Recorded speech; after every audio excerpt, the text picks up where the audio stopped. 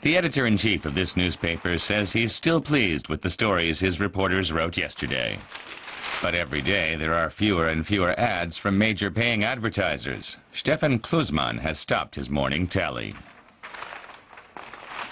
I haven't done that for a while. I mean, I'd be finished quite quickly, you see. Were there more in the past? Oh, yes. I think there were 5 to 10 times as many. When we started up, we had 12 pages a day net on average. The others did too. Today we only average about 1.5 pages. And there are days when the papers don't have any.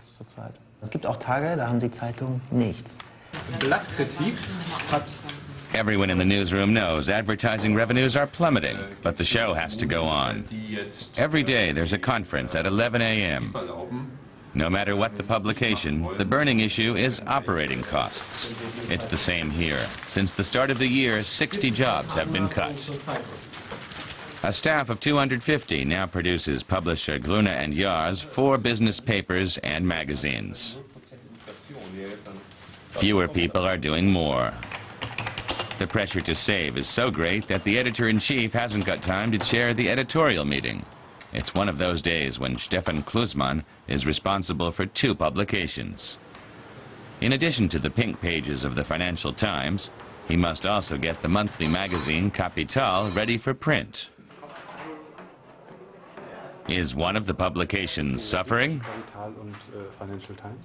No, they're equal. First I do one job for 2 weeks, then I move on. There's no difference. Why do you have to work on 2?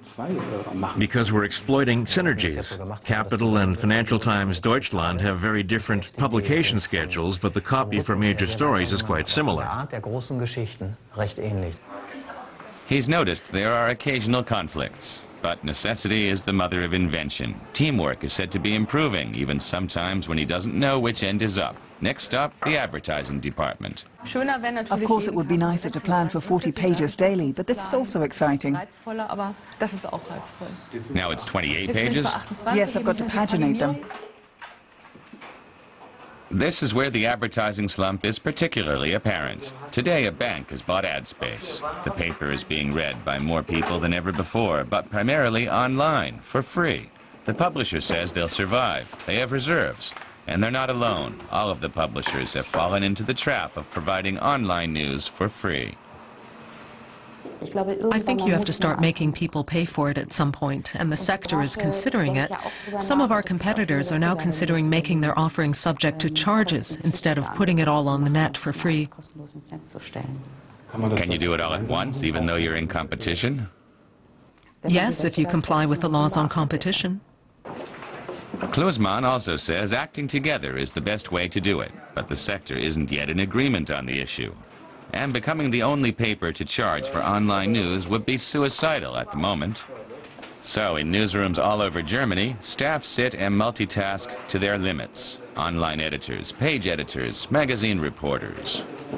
I'll read that story later. What's this? We've got pictures for Porsche, and they're in the right order.